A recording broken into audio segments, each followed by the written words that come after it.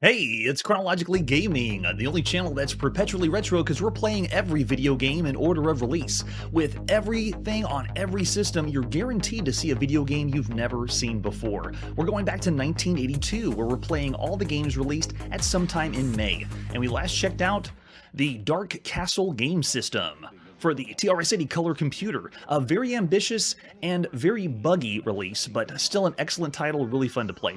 Let's continue and see what our next game is. We're next going to the Atari home computer, and this is Dunjonquest, Hellfire Warrior. One we've seen a few times before on the Commodore PET and the Apple II, but here we go, the release that we heard about in Softline. It's finally on the Apple. All the Apple fans, I'm sorry, it's finally on the Atari. Oh man, all the Apple fans, the Atari fans are going to get me for that one. But it's finally on the Atari home computer. Let's take a look at the box. Hellfire Warrior. Man, epic front of the box. You can see this is the cassette version, also had a disc version as well. Sequel to the best-selling Temple of Apshai, ultimate challenge for experienced players and veteran characters. Nowadays, we would have called this a DLC because you need to have the original version of Temple of Apshai to play this sequel. But it is the true sequel to Temple of Apshai. Let's flip it over in the back, and you can see by Epics, or Automated Simulations, the sequel to the best-selling Temple of Apshai. It's one player only, a true bare-bones role-playing experience. Yeah, that's true. At least they use the same CPU, but we all know those Apple fans are out there, and there's Atari fans are out there, so gotta be careful. I've already messed up one time, confusing Apple and Atari, just because we go from platform to platform. Never again. So this one is ages 10 to adult. It takes 30 minutes to forever to play this, and they've said that on the few Dunjonquest games. This is epic. It's a role-playing experience, very dungeon crawl-esque. You design a character, go down in the dungeon, and fight. You can see we have lots of summary and scenario on the left side. Object of the journey is to rescue the warrior maid Brynhild and bring her back to sun and air to break the spell that binds her. And the original Temple of Apshai had floors 1 through 4, and then Hellfire Warrior takes over from that, and you have 5, 6, 7, and I think it's level 8 after that. Let's see what we have for Hellfire Warrior. Besides the box, we also have the ad. This is one by TSE Heartside.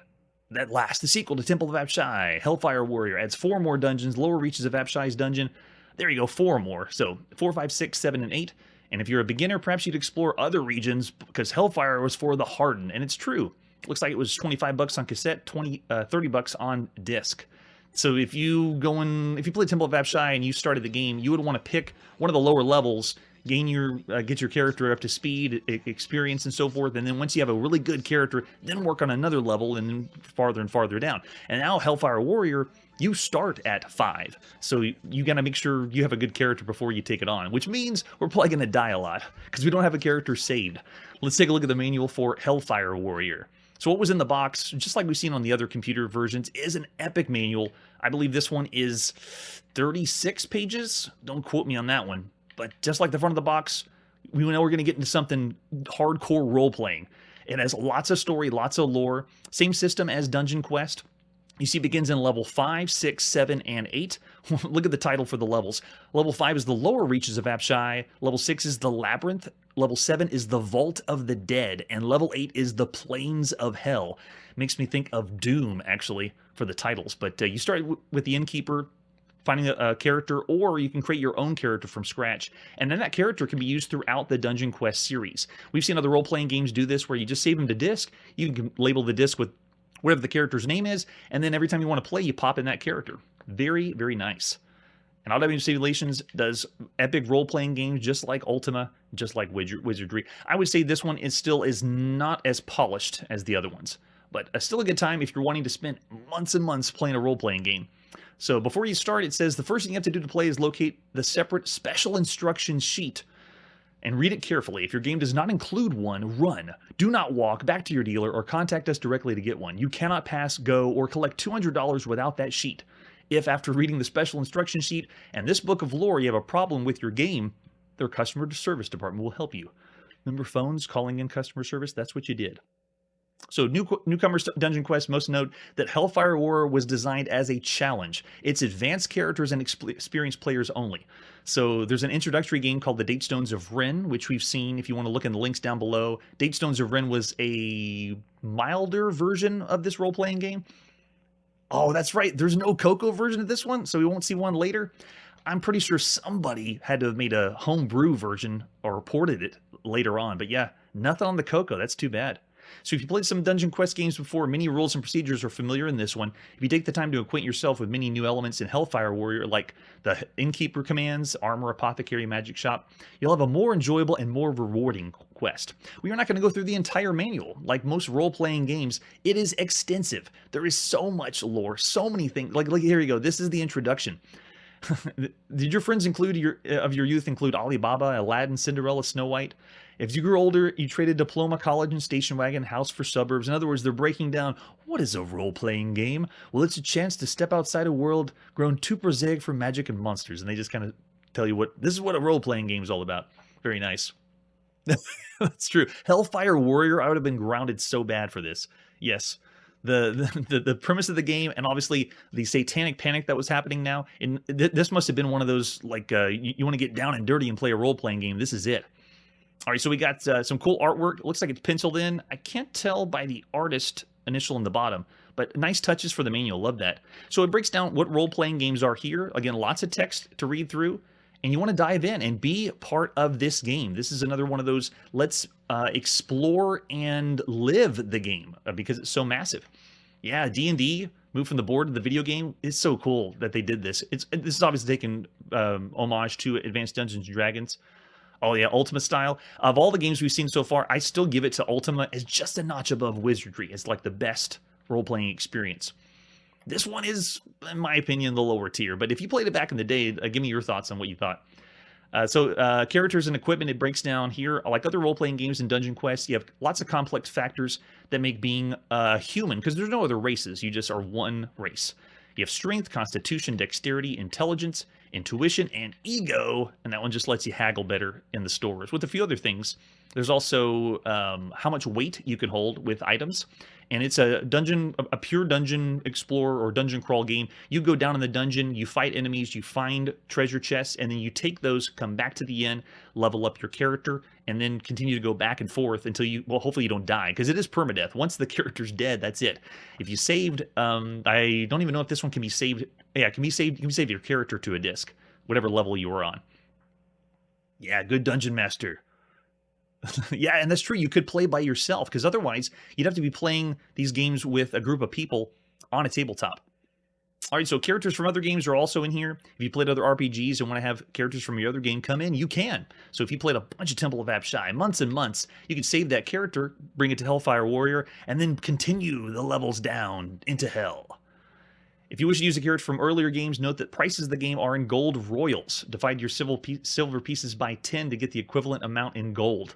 So there's a different currency in this game based on the other one. Hold your horses. Why do we got to get that difficult in 1981? I mean, 1982. Oh, that's right. Right protect tabs. Make sure you protect your game. All right, so scrolling again through the manual, here's how we play. If you've never played the Dungeon Quest games, this one, like the ones originally on the PET, are text parser. So you are typing in keyboard only. Even though we're on the Atari 400 and 800, why? Why did they not program this to use an Atari joystick? It is the coolest to plug in your joystick and play, but no, they didn't do it. It's still keyboard. So you begin with the innkeeper. Once you know, and we'll see that when we get into the game, and then you can generate your character. You can start from scratch, or they will create a character and randomize all the stats. This one does not let you switch to another character. So after they roll the dice and you get a character, that's it. You have to reset the game if you want a new character. You don't get to pick another one, like in Ultima or in Wizardry. All right. Thank you, sir. Appreciate it. All right, so we got attributes over here. They're going to be randomized, and then you're allowed to bargain in this game like a few other role-playing games in 1982. And then we have the armory to pick up swords, armor, and then we have the apothecary, the magic shop that we'll be visiting if you want to, and then the character display shows you what it's like on the screen. Multiple levels of play. It depends on which level in the dungeon you're going to. But everything... oh, yeah, that's right. You also get speed to how fast the enemies are going to be attacking. It's a turn-based game, but it's kind of a timed turn-based game. So when an enemy shows up, you have a certain amount of time to put in a command on the keyboard until they attack. And you can decide if you want it to be fast or slow. So the Dungeon Master, what happens after you enter the dungeon? The display screen is over here on the left side. Now, originally when this was on the Commodore PET, there wasn't as many graphics. We have more. We actually have a little bit of animation for the attacking on the Atari home computer. and they see over here the key description shows you everything that's happening, because there's a very large user interface on the side of the screen telling what everything is. All right, so, and there you go, the commands. You need to know what the commands are because everything is typed in. How you move around, I'll show you when we get to the game, if you haven't seen any of the other Dunjonquest games. And then we have the attack commands and special commands. And then how we find treasure. Each treasure chest appears as a small rectangle within a room or corridor. There can be a hint in the room description to find out what kind of treasure is in a room. You have to move up to it and grab it. So you push G to take your turn to pick up the treasure. And then there's also traps, secret doors, magic treasures that you can find in the dungeons. You can drop treasures because you have weight. And if you pick too much stuff up while you're in the middle of the dungeon, you get weighed down. And I do not know if when you get weighed down, do you just stop or do you move really slow? I think it just affects your attack power. And you can also make sure you heal yourself with salves. And then you also have attack commands. You can get a bow and arrow and do ranged attacks, close melee attacks. And then you even have fatigue. If you do lots of sword swipes over and over again and no one's there, your fatigue goes down. And then you can sit there and wait for a little bit, and then get your stamina back. And then whenever you die, make sure you watch your wounds, because if you get resurrected, all the hard work, you should find yourself dead. Don't panic. All may not be lost. After all, you're not the old adventurer in the dungeon. Some kind soul will stumble across your lying body and can drag you out of safety if they see that you're resurrected. Of course, if you've gone to all the trouble, he most likely will want something in return, so you give him a little money for helping you out. If you do die or simply eaten by a monster that killed you, fresh adventure is considered a delicacy by many monsters, and your skin is, oh gosh. The worst cases, you could be found in 3 individuals, a dwarf, a wizard, or a cleric, and they require some kind of payment for helping you get out of the dungeon. But sometimes I've played the game and I died and nobody helped me, and I just had to restart from the very beginning, which probably will happen now because we're playing on the next game in the series, and we're not loading a character that we had played months and months on Temple of Apshai. All right, so just like the other ones, monsters are going to be described in the manual. So when you come across one, the original one on the Commodore PET had just a few pixels to describe the monster. And then it told you on the screen, this is an orc. And you're like, okay, from the 4 pixels, I'll read about the orc, and it'll give you a description in the manual what the orc looks like, because you didn't have it on the game. All right, so the innkeeper will take a look at your treasures, evaluate them for you, and then give you some money for it. And then, of course, all the fighting you get experience points for. Whenever you venture into the dungeon, all of your points will go up. Basically, more experience points your character accumulates, the easier it'll be to handle difficult situations. And then save that character. And here you go. It goes into the lore of the game. The Adventures of Brian Hammerhand. That's right. I don't think you get to pick the name. Every time you play, you're Brian Hammerhand. And they go through the story here. Lots of lore to read. A good read if you want to play a good role-playing game in 1982. Here it is, all the monsters. So when the game says there's a giant mosquito on the screen, you're like, okay, let me find in the manual, giant mosquito there. And you read about what it is, the description. Yeah, big time lore dump. And I can imagine reading all of this for every game. There's a few games in 1982 that we come across and we can play in 10 seconds and you figure out what the game is. No problem, no lore. But then we get this, massive, massive amounts of lore. There's no way we could cover it all. We could do the whole episode, the hour-long episode just on this. So that we also break down the dungeon in the manual. It tells you about all the room descriptions. So when you go into one, you can go in the manual and read about what else is in the room, because they can't draw it all on the game. More help to, I guess, the limitation of the time, not showing on the screen, the manual has everything for you. Yeah, it does sound like that. Brian Hammerhand. And then it also breaks down the the treasures you'll find within the dungeon. And then, yeah, level 7, the Vault of the Dead. Yeah, and level 8. Oh, there we go. Nice. The Plains of Hell. And there he is, Brian Hammerhand. Exactly how I would have expected him to look. And there we go with the other games by Epix, Rescue at Rigel, and so forth. So there we go. After that, we have the reference card, too. So while we're playing the game, this came in the box to make sure you know how to type the commands in. We'll be referring to this for sure while we play some Hellfire Warrior. At some point in May 1982, it came out on the Atari home computer by Automated Simulations, published by Epix. Yeah, I love the manual. Great artwork, too. Really gets you in the mood to play some role-playing games. Now, I got to put my controller down, sadly. I want to play with the Atari VCS joystick, but no. Got to get ready for the keyboard. One moment, please. We are going to die a lot. I think you should be starting the game at level 10 is what was recommended, so let's push any key. We're playing the first version. Thus quoth the innkeeper, "Hail and well met, shall I find thee a goodly character? Yea." You push Y on the keyboard to get yay. Yay, we're already in character. And then they randomize, boom. So all that's really good. Holy cow, 260 gold pieces. That's a good roll. As far as ego, though, it's kind of low. We won't be able to haggle very well. What's our character's name? Chrono. Chrono the Wise. Wilt thou buy one of our swords? Yea, we will. Now we got lots of money. Let's see if we can do the longsword. Oh, it works. Okay, so whenever you do that, it says they're asking for 5. Let's try 4 and see what they do. Done. Okay, so we did a little haggling. And we still have so much money. Okay, will we buy armor? Yes, we will. And depending on what we roll in the beginning, our characters sometimes can't wield all this stuff. Right? If we get 260 gold, why don't we just retire in the game? So we got the money. Let's try full plate. Oh, it's going to work. Now, sometimes if you pick it, if your character's not strong enough, it won't let you wield it. Let's try 98 and see if we can haggle it. Yeah, we did it. So they were offering 100. We got it lower than that. Will we buy a bow? Yeah, we got 150. I got a fine bow and nearly new for only 1 royal. Yes. How many arrows? 10 per royal. Let's do just 3 for now. And so that'll be 30. You can haggle that too. I really love the haggle aspect of it. Do you want to go on the apothecary? Nay. You want to stop at Malaclips the Mage? Yeah. Greetings. Wouldst thou have weapon enchanted? Yes. To what degree? I don't know, 5? Comes to $2,500. No, never mind. Nay. Do end. To what degree? Quit. Can we, okay, say 0. Thine offer, 0.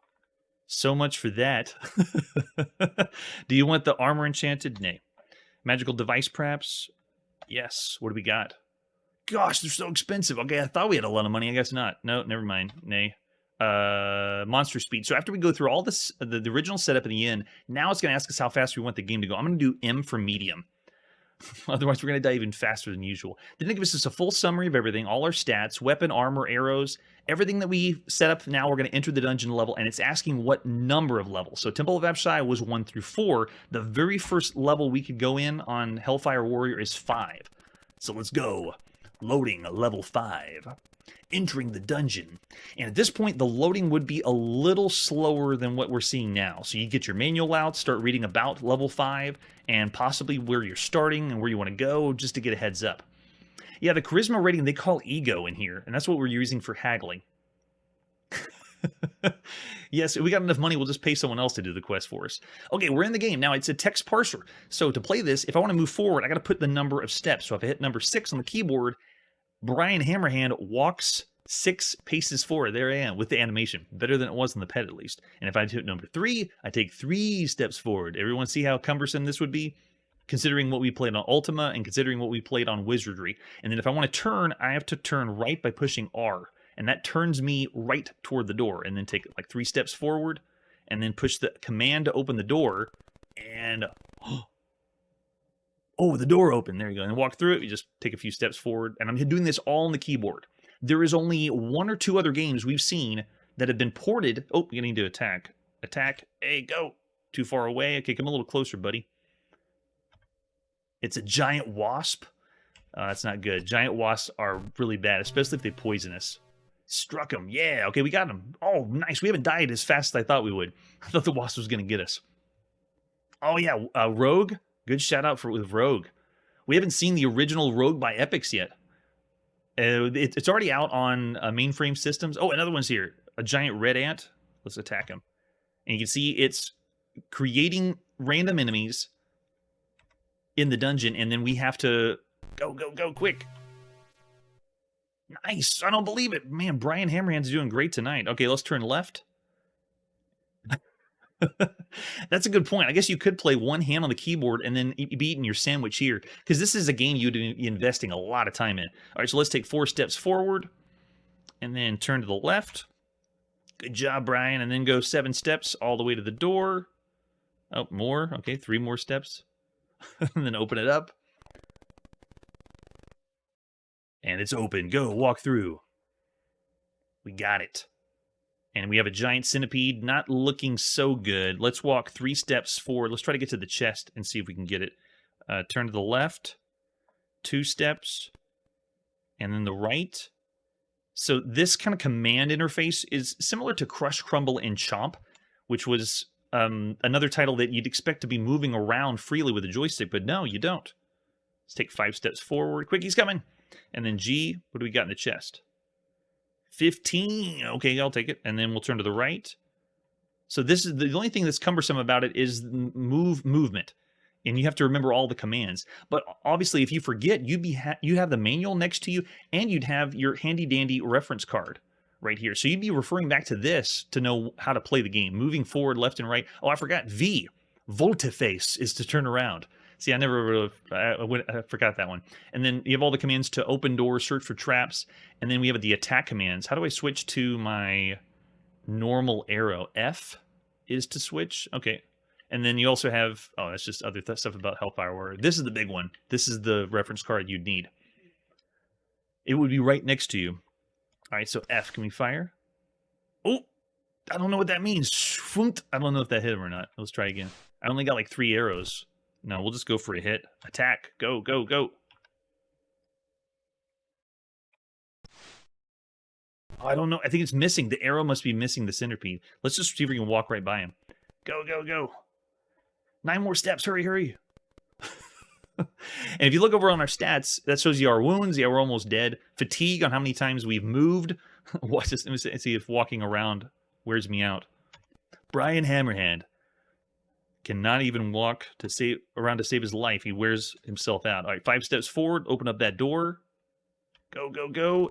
And if you look in the bottom right corner, the question mark that keeps coming up, that's kind of like when you can type in using the text parser.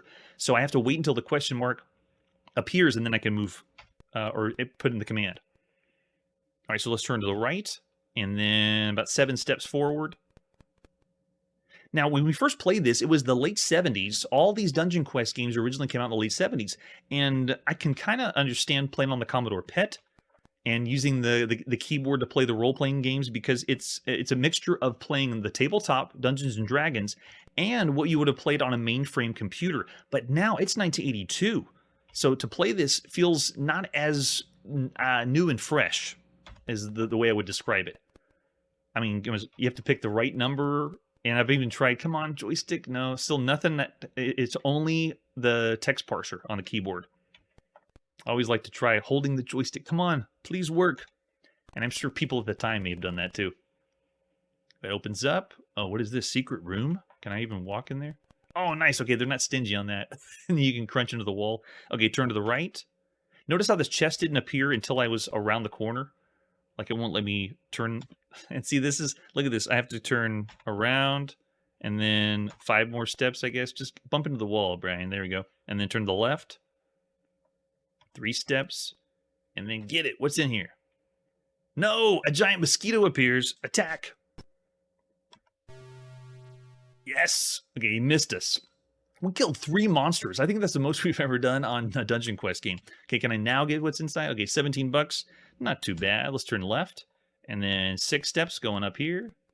And then turn to the left.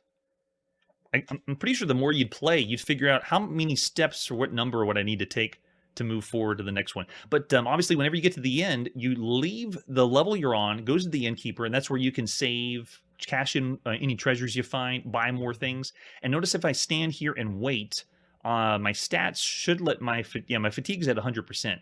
But every time I attack, it wears it away. Oh, no. If I have nothing here, it doesn't swing. So that's nice. Yeah, right? There's a lot more imagination here in the 80s. And this is better than the Commodore PET. So if you get a chance to check out the Dunjonquest games we played in the past, just to see what it looks like, this one is graphically better. But gameplay-wise, it's still late 70s, or feels that way. All right, so that's a quick taste of Dunjonquest, Hellfire Warrior.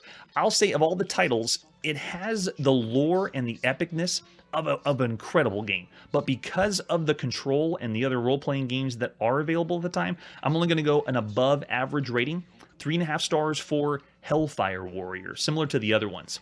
It could be greater if the control was not as antiquated. Well, it's still only 1982, but there's better things out there on the home computer for role-playing that would have pushed this in a higher rank.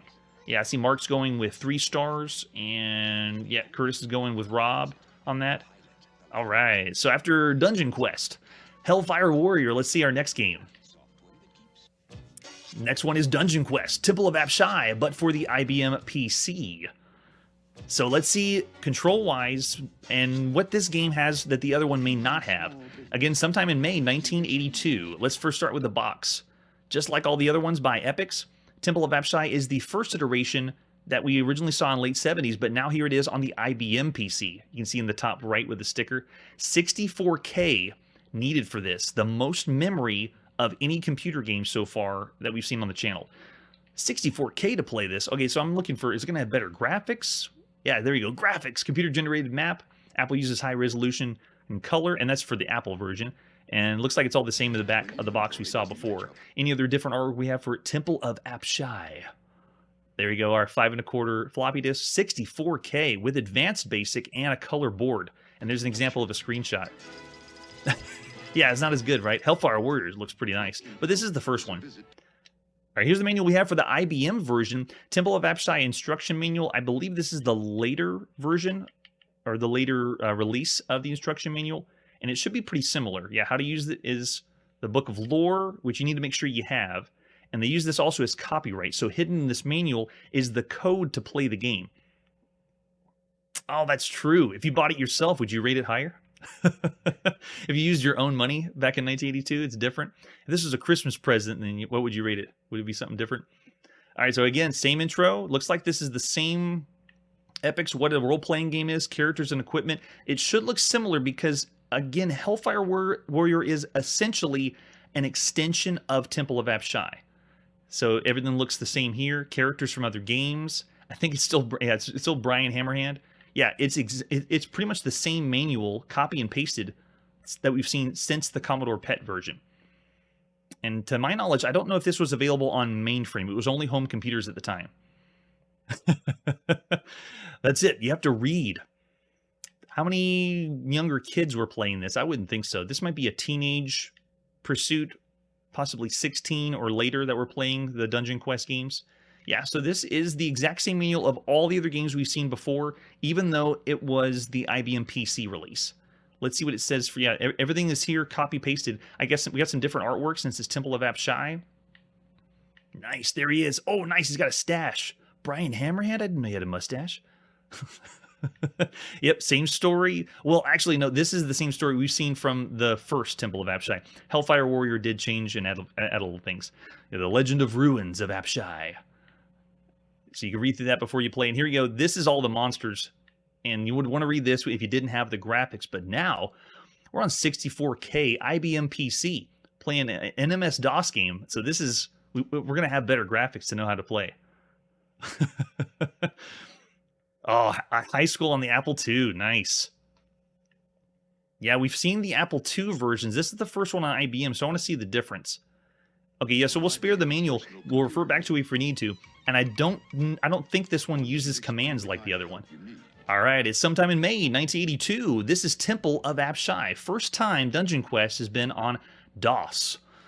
All right, here we go. Copy protection already. Don't mess it up. A lone stranger wearing plate mail says, "What's the password?" And we got it. You'd find that out in the manual or the reference card, I believe. All right, so here we go. Hit any key to begin. And we're in. Thus quote the innkeeper, hail and well met. So we find the goodly character, or have you brought one with you? Say yay. Yay. Oh gosh, IBM is suckering us. Only 70 pieces of silver. Oh, that's right. It's silver for Temple of Apshai, and then gold, I believe, for Hellfire Warrior. Yes, good guess with the graphics.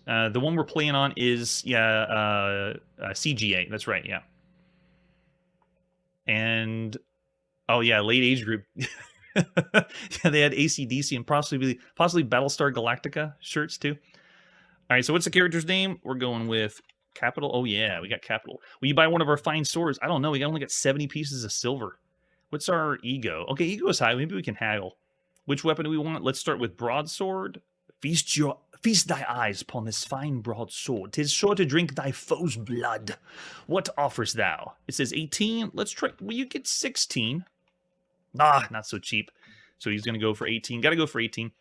You have 52 pieces left. Will you buy a shield? Yes. I don't know how many we're going to be able to buy. Let's buy a small shield, and let's ask for 9. Will it work? Darn.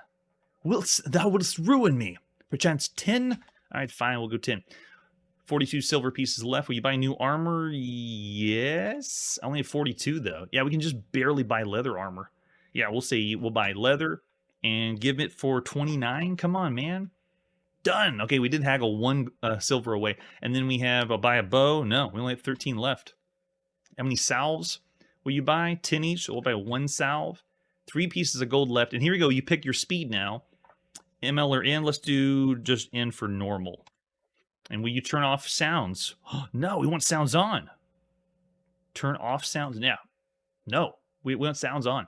And there we go. Character summary for Dunjonquest, Temple of Apshai. And what level do you want to visit? So now, since it's the first game, it's asking for numbers 1, 2, 3, and 4. When we had Chris Alimo of Classic Gaming Quarterly on and we were playing Dunjonquest, I thought this was saying, what level, are you ready to visit the level? And I was saying yes, which is the wrong command. But it's just 1, 2, 3, or 4. We're going to start at 1 so we don't die too fast.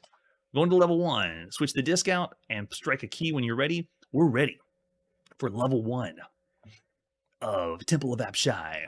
When you're ready to continue, press a key. All right, let's in. Let's go. Now, I know this does not have any joystick support. Most of the IBM games we've seen do not have joystick support. And after we boot in, this one does not use the same keyboard commands. So in the manual, if you were to check the reference card, it's not doing the same thing. This is all used with function keys. So here we go. I'm in. Oh, it's going really fast. I think I'm doing it too quick.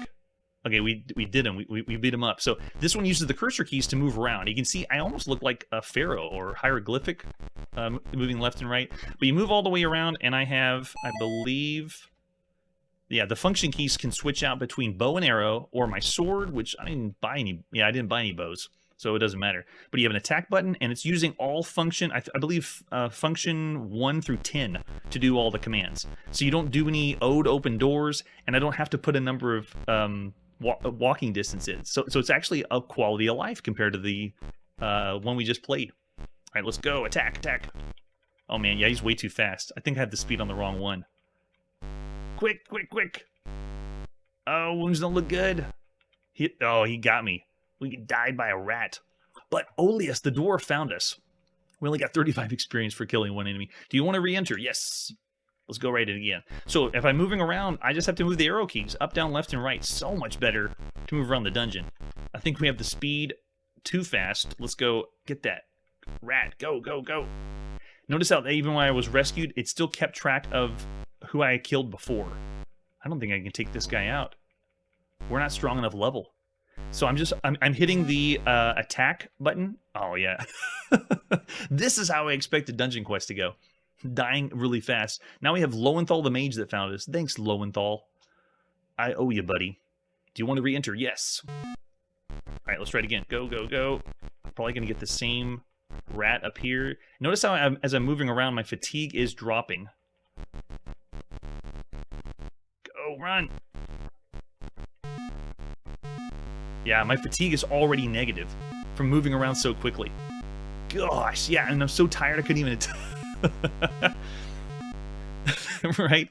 I don't know for sure. I know he probably got references from Dungeons and Dragons. It'd be funny if he took the reference from Brian Hammerhand. He lived a hard life.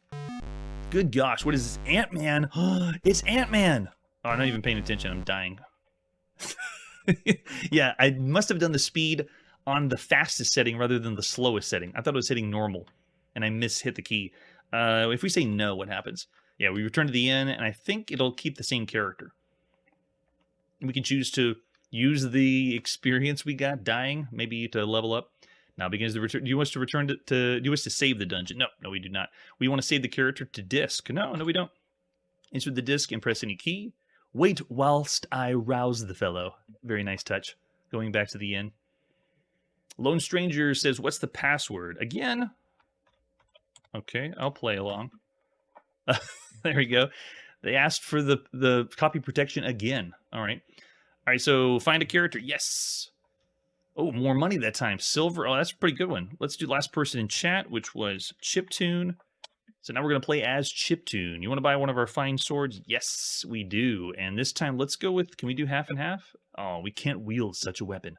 Darn. How about short sword? Yeah, there you go. Well-forged iron. Let's do 13. We can haggle enough? Oh, have pity. I asked but 14. Okay, so we'll do 14. Can't haggle. You got 116 silver pieces left. Do we want a shield? Yes, we do. Small shield. 9? Huh? Done. Haggle. Do you want new armor? Yes. We really need new armor. Man, it's so expensive, though. Let's go with the ring mail and see if it's strong enough. Let's do... Can you do 99? Oh, what? He asked for 101. That's all our money, I think. Yeah, we got 6 silver left. Okay, so you want to buy a bow? No, we got no money left. And Sal's? Nope, we got no money left. 6 pieces left. Okay, here we go. Let's go with this speed. M speed. That's ROUS's. That's what we were fighting. That's why we died. I know, the first time I was testing this game out before the show, it was mosquitoes that were coming at me, and I was dying every single time. I couldn't get past mosquitoes. Oh, do we want to turn off sounds? No, we don't. All right, what level do you want to visit? Level 1. No, 1. Go. And got the disc in, reading level 1. It's going to load us up for us way faster than it would have been in 1982. Ready to continue. All right, here we go. Dungeon crawling in 1982. I wonder if you just went slower than usual, or took your time, maybe just keep going back, kill one thing, go back to the end. I'd like to know for sure. How did it work? Okay, we're in. Let's take this guy out. We are so ready now. Crunch. Doom. Dead. That's the way to go. All right, let's open up this one. Oh, that's grab or drop. No, I don't want to do that. No. 5. And then let's do 7. Nothing. Oh, there's not. What? There's nothing in the chest. That's boring. All right, let's go up here. Remember, we don't have a bow, so don't use that. But the freedom of movement using the cursor keys is pretty nice. Okay, here we go. Let's try. Anything in this one? No. Maybe it's 5. Oh, cool! A secret door. Let's go check it out. So going to the top. How do we open it up? It should be this one, right? Okay, yeah. So that's how we open. I'm using all function keys. Move our way through. Oh no, it's the mosquito! Attack, quick! Oh, another one shows up. What, there must be a nest in here? Okay, so we killed 4. Yeah, it's just mosquitoes that continue to show up. Nothing in that chest. Okay, we'll move our way here. And just keep going all the way through this side. Oh no, Ant-Man, kill him! Quick! Well, we had a better run than last time. 175 experience. But man, oh man, that's tough. Gosh. That's rats the size of cats? Yes, that's true. Well, there you go. We got killed by mosquitoes. I shouldn't have said something. If I didn't say mosquito, we might be better. All right, we will not re-enter. There's our taste of Temple of Apshai, the very first time it was available for the IBM PC. I like that version better than the other, some of the other ones we played. It is, you need 64K to play that, so it is going to cost a lot. I'm still willing to go, of all the games you could play on a home computer, 3.5 stars. It's still an above average rating, and I really don't want to push it higher as an excellent or great game, just because there's better role-playing games and there's better computer games that you could play. But cool to check out and see what it's like, graphically, and it plays with the cursor keys. Yeah. Oh, the better sword? Yeah, that's probably what it was. All right, so after Temple of Apshai, we were playing them all. Let's see what our next one is. Here we go on the Nascom. We're going to the UK, playing the games that we didn't get a chance to play on the Nascom because I didn't know we were going to play this one originally. So I believe Eldorado Gold is another game we've seen on the BBC Micro in the United Kingdom. And so at this point, Eldorado Gold would have already been out for the Nascom. All right, so let's take a look at artwork. We just have as a few screenshots. So we're popping into playing Eldorado Gold by Program Power. Sometime in May 1982. Eldorado Gold was the first game that's a text-only game that we finished it because it was very, very fast and easy. All right, so Eldorado Gold by David Elliott. Way to go, David. Welcome to a past age where cowboys are common. Indian terrorized the settlers and fortunes are won and lost by gold prospectors. There's a man called Billy McCluskey who's said to have made a fortune where many have failed. Since his unfortunate death, a legend has grown up around the whereabouts of his lost treasure. Will you be able to find his treasure when all have failed before? If you found as much treasure as you can, go to the hotel and type score. So it's another one of those colossal cave. Go find something, get the treasure, come back, and get the points. And what do we want to do now? If we do inventory, what do we have? I have with me a wad of notes and a key. What next? What if I do, can I do look? You're in a small miner's hut. Around you is a meager property of a miner, bed, solitary chair. On the west wall is a battered door. Open door. I can't do that. What do you mean you can't do that? On the west wall is a battered door. Okay, I can see a lit lamp. Get lamp. Okay, and a gun. Get gun. Nice. Okay, after we got all those... Oh, I remember now. Eldorado Gold is the game where we killed the mule, I think, to finish the game. But we did complete it. I won't do that for the Nascom. If you want to see me finish Eldorado Gold all the way through, then check out the BBC Micro version of the game. All right, so after that, let's go examine. Chair. There's a chart here. I said chair. Oh, okay. On the chair, it must be a chart. Gotcha. Okay, get chart. Next. All right, so now examine bed. There's a gun under the bed. Wait, didn't we already pick up a gun? Get gun. All right, I guess we got it. It's not giving us any indication we got it. It just says, okay, you got it. What's next? All right, so let's go west. We're outside the miner's hut. We can see a mule wandering around. Oh, is this where it is? It is. Shoot mule. You've killed the poor mule. Oh, see, why do we have to kill the mule? And as usual, we're following a walkthrough for these text adventure games because if you thought text adventure games were challenging in North America, they are damn near impossible in the UK. And this is just the beginning. They're going to get more and more crazy to the point that even the advertising for these adventure games is, you'll never finish this game. And they make it almost impossible to finish. All right, so get shovel. Okay, we got it, I guess. Let's go west. You're at the edge of a desert. Before you, a sign says south to go to Nuggetville. Go to Nuggetville. Well, we're going to stop there. We've already played Eldorado Gold, and you got the idea. It's the text adventure game set in the Old West for the Nascom. And just like we said before on the other game for Eldorado Gold, we've seen other text adventure games, and you can see how quickly you can finish this one, but the puzzles are very obscure. I'm going to say of all the computer games you can play for the time, there are better text adventure games, and there's better computer games of all the computers out there, so I'm going to say 2 stars for Eldorado Gold. It's a bad game, but it's the best of the bad. Thank you. Yeah, no mules were harmed in the making of this game. At least I hope not. All right, and with that, let's see what our next game is.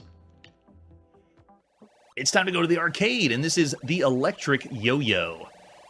Really cool release in the arcade, kind of obscure. I've never heard of this one. Let's take a look at the artwork for Electric Yo-Yo. Starting with the advertisement flyer. Now, everything I found for this one was Taito America, even though most of the releases we've seen by Taito were first in Japan. But I have no sources that say it was released in Japan first or Japan at all. All I have is Taito in North America, so we're going to say this is a North American release. There is the arcade cabinet for the Electric Yo-Yo. Very classy. And there's the control panel. This is only controlled, I think, by the joystick. You can see we got a button for 1 and 2 players. Yeah, just a 4-way joystick's all you need, just like Pac-Man or a top-down maze game. And we have the arcade marquee, the Electric Yo-Yo. Everyone loves yo-yos. Is this the first game we've seen with a yo-yo ever? I believe it is. With mock-up advertisement flyer, an example of a screenshot too. We have the manual.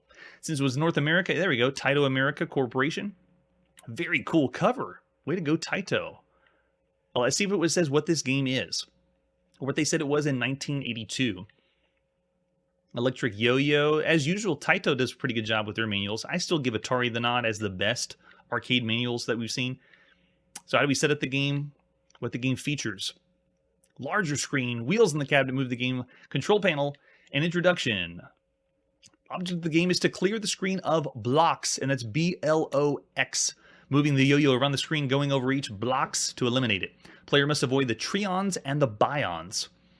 Trions are triangular snake-like creatures whose eyes will destroy the yo-yo upon contact. The trions will cause blocks to charge if he hits it unless a bion is on the blocks. In this case, the trion picks up the bion and turns green and deposits it at the next block's hit. I'm already confused. So there's trions and bions. But the idea is just to clear the screen of all of them. The bion is a small creature who moves around the blocks trying to destroy the yo-yo. If they get the yo-yo while it's not energized, the yo-yo blows up. The score is based on the length of the string thrown out to a blocks. It ranges from 10 to 500 for an uncharged yo-yo and 21,000 for an energized one. The player accumulates a bonus counter each time they loop a charged brick and energizes. Okay, so moving the yo-yo around, I guess spinning, makes you charge up. Oh man, great shout out with Star Tropics. I don't know if we'll ever see that game, but man, that's one of my favorites. Do androids dream of playing with electric yo-yos? And wait, there's a Coco version of the original? Wow, I need to see. Well, hopefully we'll see that one, or maybe we will. Cool, that's good to hear. All right, so a free turn is issued every time you get 50,000 points by default. So keeping the yo-yo moving gets it to flash, and then you can use that, I guess, as your power-up. And anything else? They're asking about game inspection as usual. Manuals for arcade have a way to install it. Safety and so forth, power consumption. We don't need any of that. We're not setting up the arcade cabinet. All right, any other versions, we just have 2 different sets. It's time to go to the arcade and play the Electric Yo-Yo by Threshold Research, published by Taito of America at some point in May 1982. All right, so we got all the artwork you would have seen around the arcade cabinet or around the CRT. And let's take a look at some of the attract mode. Gives us the high score table, shows us the try-on always, and the buy-ons, unless energized. Oh, and I guess that's what they look like, energized. With you loop the charge blocks to energize, and then when they energize, then you can run them through. Yeah, there you go, like that. 1,000 points for each charge blocks. Nice, and then it just goes right into the game. So I'm going to go ahead and zoom in so we can see the game a little bit better. Go in our screen area, and there we go. So blow it up a little bit higher so you can see what it's like. Oh, man. Okay, so it shows cool death animation in the attract mode. I'm a big fan of shrapnel in video games, so if something blows up, I want to see lots of pieces everywhere. Oh, Beam Rider, yeah. Okay, so is that the one that they called it on the Coco? It was called Beam Rider? Yeah, Rob, good shout out there. Every game that... There's so many that I've never even heard of. And that's why I wanted to do this challenge/quest to play everything, to see it all. All right, let's put a coin in and play some Electric Yo-Yo.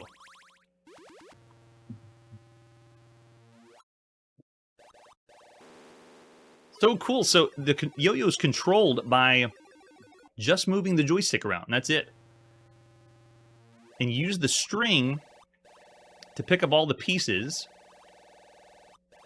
Let's see if we can get some there. There we go. Got one there. So now I should be able to move across and be safe from the other enemies.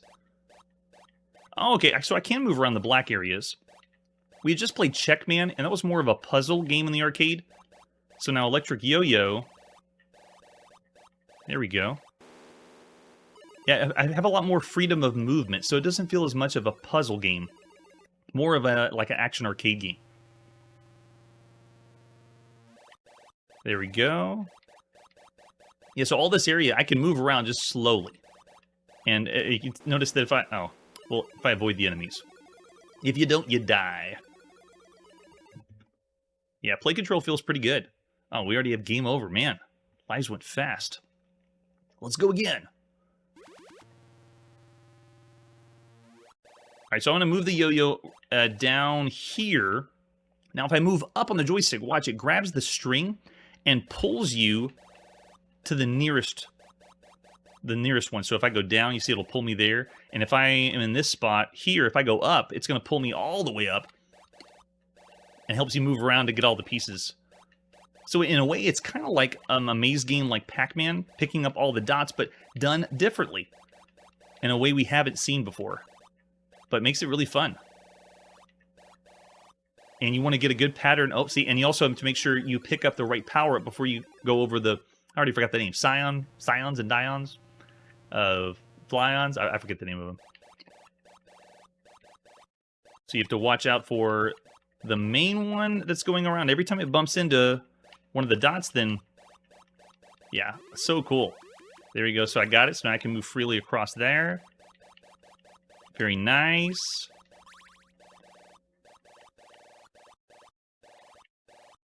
Oh, nope, not looking good. Oh, he's blocking it.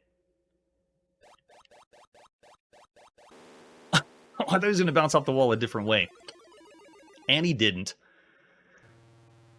Yeah, very cool idea. And it's a yo-yo. There we go. So finish the round. Do we get a cutscene?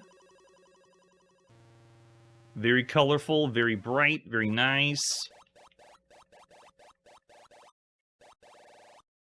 The other thing, too, is the way this is played feels very addictive. I don't know why. I want to keep playing and getting better at the mechanic because it's something new.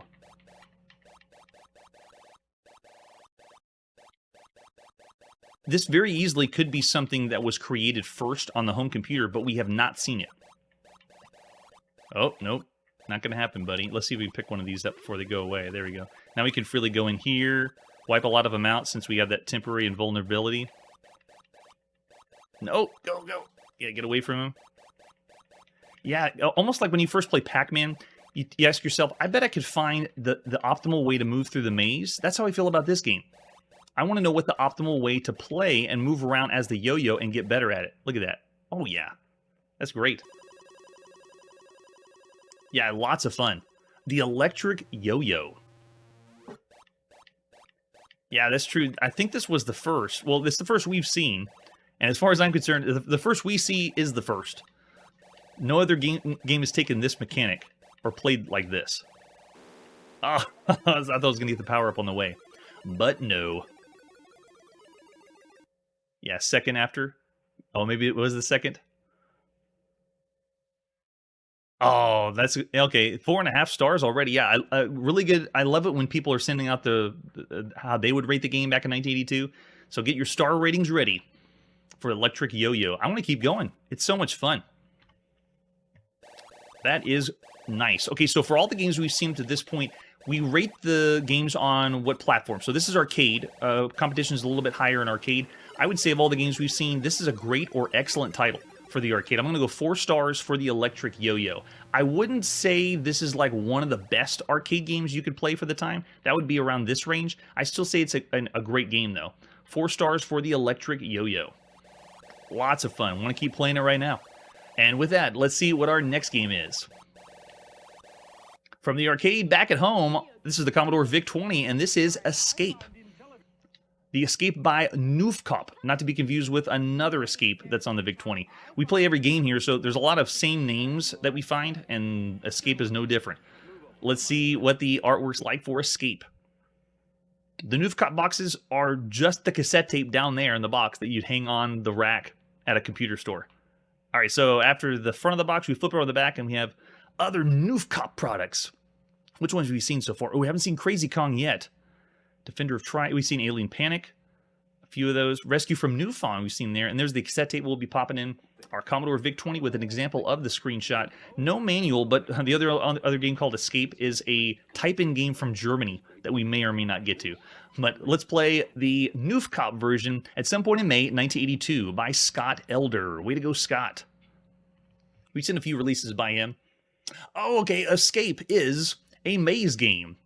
It is creating the maze for us. And we've seen this time and time again. Yeah, there you go. Just generate it for us. Most likely random every time. And after it generates it... Oh, where are we? That must be the exit there. And then...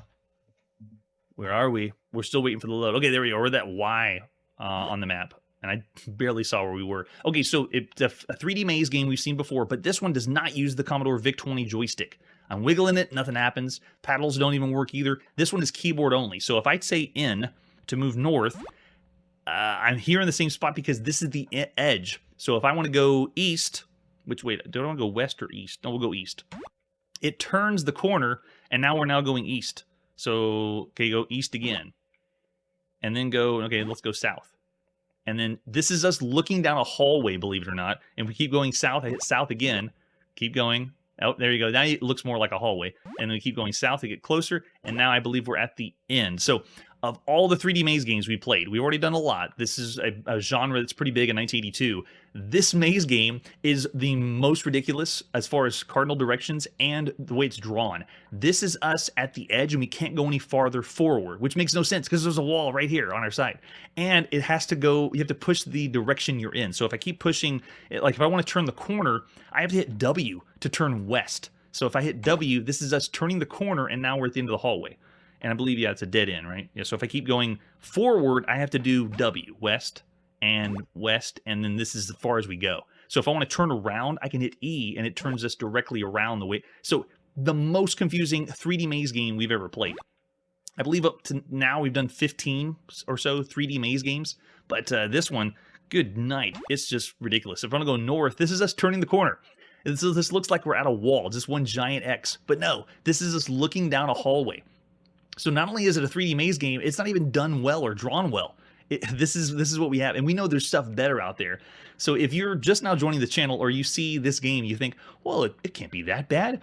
It's 1982. I'm sure you, because of the times, this is what they could have done. No. We've seen other games on the computer, and this is not cool. So escape. You need to escape from this game and not play it.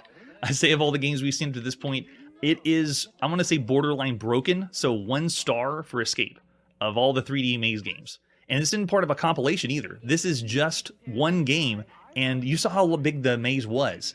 It's just too confusing to navigate. It doesn't make it enjoyable at all.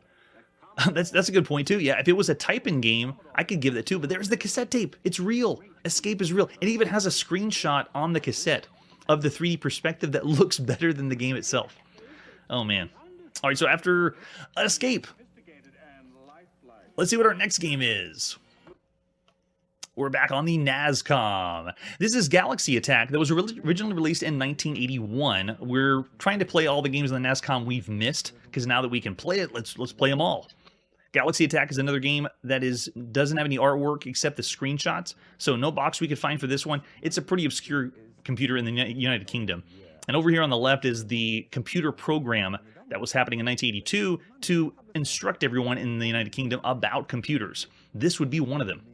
The Nascom 3 was the self-built, or, well, the Nascom 1 and 2 you built yourself as kits, but the Nascom 3, which is over here on the left side, that's the one you could buy outright.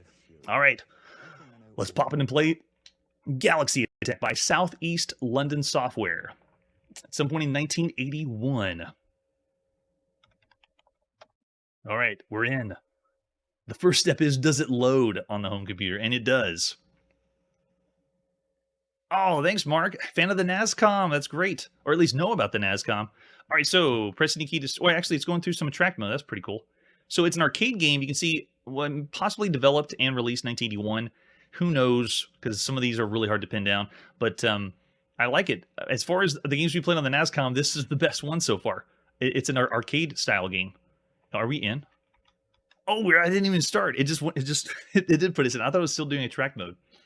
All right, so we're playing what looks like the start of Space Invaders, but it is Galaxian, which does have the same kind of crawl as... Oh my gosh, the enemies are so fast, though. We are playing... The system we're on is the Nascom 2, at least spec-wise, and I wonder if this was originally for the Nascom, or made for the Nascom 1. These systems, you were building your own, so you could customize RAM speed, so I'm wondering if we're going this a little bit faster, because these are brutal enemies. Congratulations, you scored the top 10. Type in your name. One case, right? Yeah. Chrono it is. All right, let's try this again. I'm ready now. I'm ready to go. I also saw I could attack more often than usual. It's keyboard only. There's no joystick that I know of for the Nascom. And I can fire off multiple shots. Look at this. Just go. Now that I know how difficult it is, now still not good enough. Yeah, these are the... Look how fast they're going. It's going to be a little tricky to show. Gosh, they're so fast. The game's on the Nascom because you were able to put in and replace RAM and make it customized to what you want. All right, so again, top 5. Last person in chat was Manly. We'll put Manly on the top there. All right, here we go. All right, last chance. Press any key to start. Let's go. Let's go. Go, go, go, go, go. Get the shots in before they start coming down. Quick. All right. Oh my gosh. Wow. And it's almost like Space Invaders. Look how fast they are. When there's less enemies. When there's less enemies on the screen, it goes even faster. So it's almost like the game's programmed to have only a certain amount of characters, and when they leave the screen, it speeds up and up faster and faster. Nice. All right, so think of all the computer games we played at the time. We played a lot of variants of Galaxian, and Galaxy Attack is another Galaxian variant. I would say of all the computer games we played for the time, it's got the challenge, and of course you would need to adjust the memory of your Nascom, but that was fun for the speed. I'm gonna go 3.5 stars for 3.5 stars for Galaxy Attack. Yeah, right. At the end, it's just going faster and faster and faster, which is kind of an homage to Space Invaders, so I like it. All right, so after all the games we played, this is where we end our evening. We're going to be continuing in 1982, and if you could go back to this time in 1982, how would you rate the games on our 5-star rating scale? Also, let me know if there's any games we haven't played before, like if you were on a Nascom or another computer. Hopefully not too many computers, because we've already gone a little too deep. But if there's something coming up you don't want it to be missed, let me know. That's it for today, and like I always say, why play one video game when you can play them all? Hey everybody, thanks for checking out the channel and joining me on my quest to play every single video game in order of release. We'll be streaming live every weekday at 9 p.m. Central, so join us and let us know if we missed any games along the way. This video would not be possible without Launchbox, RetroArch, and MAME. Tell all your friends there's some crazy guy named Chronologically Gaming trying to play every single video game. We have links down below that'll send you to places like our Discord and Patreon, and one that says all the video games we've ever played. If you go there, it's a list of everything, and you can click right to the game you want to see. Chronologically Gaming is the name to look for. We are Perpetually Retro, and we will catch you next time.